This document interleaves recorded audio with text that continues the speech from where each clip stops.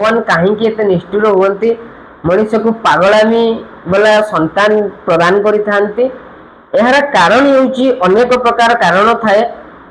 मुझे विशेष अनेक वीडियो जन आसी कि मंगल एवं बुध दुई जन जाक जिते गोटे घरे बसी था शनिदेव महाराज जिते दृष्टि पड़े से परिप्रेक्षी में मनुष्यर घरे पागल लोक थांती।